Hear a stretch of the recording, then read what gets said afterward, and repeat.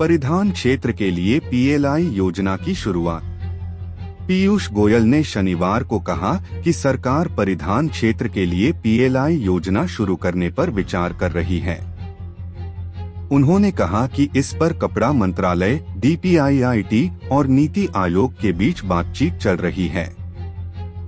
इसके अतिरिक्त उन्होंने कहा कि अगले 5 वर्षों में कपड़ा निर्यात $100 अरब से ऊपर हो सकता है। वित्त वर्ष 2012 में भारतीय कपड़ा और परिधान निर्यात कुल $44 अरब रहा।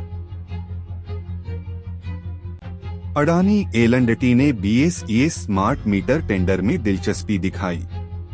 बीएसईएस लिमिटेड के 50 लाख स्मार्ट मीटर टेंडर में करीब 18 कंपनियों ने दिलचस्पी दिखाई है।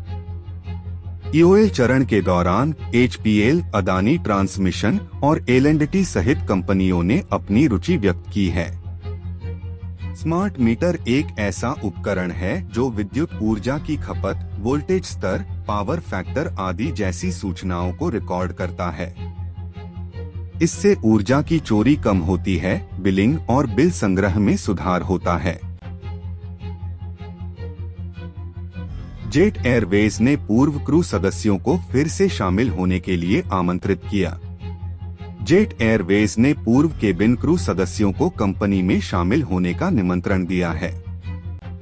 एयरलाइन शुरू में केवल महिला कर्मचारियों को काम पर रखेगी और जैसे जैसे यह बढ़ेगी, यह पुरुष क्रू को भी काम पर रखना शुरू करेगी। जेट एयरवेज ने एक ट्वीट में इस घटनाक्रम की पुष्टि की। 20 मई को एयरलाइन को डीजीसीए द्वारा एक एयर ऑपरेटर लाइसेंस प्रदान किया गया, जिससे उसे वाणिज्यिक उड़ानें फिर से शुरू करने की अनुमति मिली। कर्जदाताओं ने रिलायंस कैपिटल रिजोल्यूशन के लिए टाइमलाइन बढ़ाई। कर्ज में डूबी रिलायंस कैपिटल लिमिटेड ने रविवार को रिजोल्यूशन प्रोसेस टाइमलाइन बढ़ाने का फैसला किया। बोलीदाताओं की धीमी प्रतिक्रिया के कारण इसे और 2 महीने के लिए 2 नवंबर तक के लिए बढ़ा दिया गया है। समय सीमा को पहले ही एक बार 90 दिन बढ़ाकर 3 जून से 2 सितंबर 2022 तक कर दिया गया था। यह आरसीएल की समाधान प्रक्रिया को पूरा करने के लिए लेनदारों की समिति द्वारा दिया गया दूसरा विस्तार है। एक्सिस बैंक ने राजीव आनंद को फिर से नियुक्त किया। राजीव आनंद को एक्सिस बैंक ने 3 साल के कार्यकाल के लिए उप प्रबंध निदेशक के रूप में फिर से नियुक्त किया है। 4 अगस्त 2022 से 3 अगस्त 2025 तक उन्हें फिर से नियुक्त किया गया है। आनंद 2009 में एक्सिस एएमसी में शामिल हुए और संगठन के पहले एमडी और सीईओ के रूप में कार्य किया।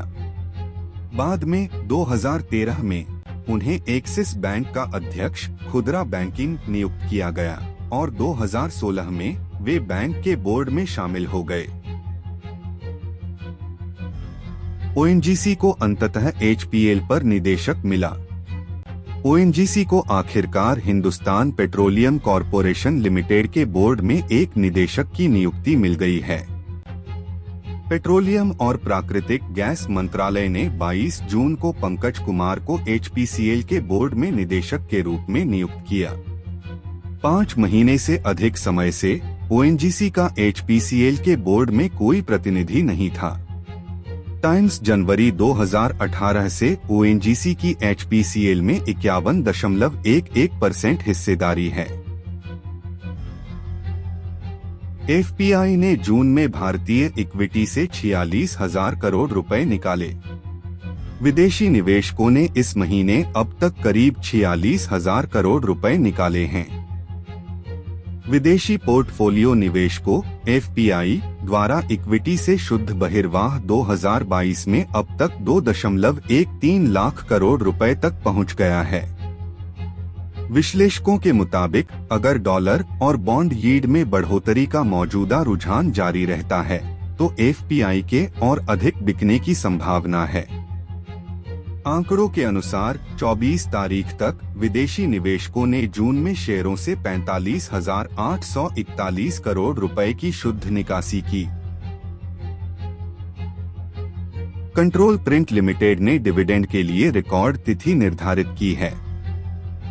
कंट्रोल प्रिंट लिमिटेड हार्डवेयर उद्योग में 692 रुपए करोड़ के मार्केट कैप के साथ एक स्मॉल कैप फर्म है।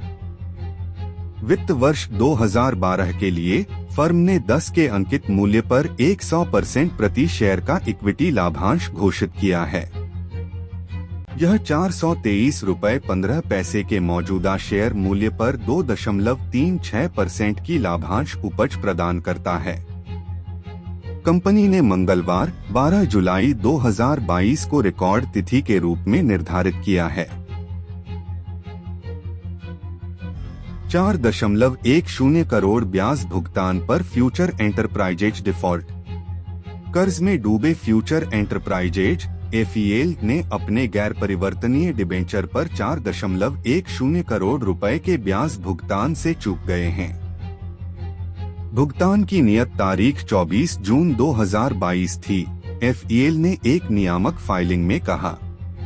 किशोर बियानी के नेतृत्व वाली फ्यूचर ग्रुप फर्म द्वारा जून में यह चौथा डिफॉल्ट है। सबसे हालिया चूक 40 करोड़ रुपए की प्रतिभूतियों पर ब्याज पर है। IOB का लक्ष्य FY23 में अग्रिमों को बढ़ावा देना। चालू वित्त वर्ष के दौरान इंडियन ओवरसीज बैंक खुदरा, एमएसएमईज, कॉरपोरेट और कृषि ऋणों में अग्रिमों को बढ़ावा देना चाहता है। ऋणदाता ने अपनी बैलेंस शीट पर दबावग्रस्त आस्तियों की मात्रा को काफी कम कर दिया है। IOB के अनुसार मजबूत ऋण मांग भारतीय बैंकिंग क्षेत्र के लिए दृष्टिकोण में सुधार करने में मदद कर रही है। मार्च 2022 को समाप्त वित्तीय वर्ष में IOB ने अपने शुद्ध लाभ को दोगुना कर 1709 करोड़ रुपए देखा। Thank you for watching. Subscribe for regular updates.